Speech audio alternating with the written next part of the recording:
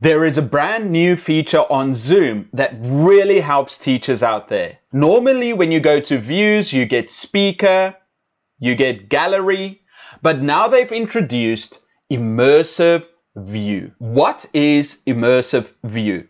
Immersive view allows the host to place the participants wherever they want them. Let me show you. So go here and then say immersive view, and then you can pick which background you want to use. For example, we can use this one. I'm over here. There's my dad. Hi, Dad. Hi. And that's Bully the Bulldog. He's using my phone in the other room. I am an English teacher, and when I teach online, I can place my students in different positions. So let's say, for example, I want to teach class. As the teacher, I'm in front of the class, and now I can place the students next to each other.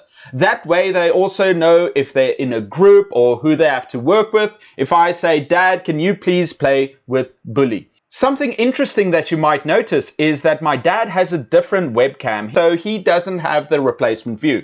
For me, I've got a newer webcam, so you don't see my background. And even if you have a new phone, it will take out your background, as you can see with Bully over here. There are some really interesting immersive views that you can use for just two people.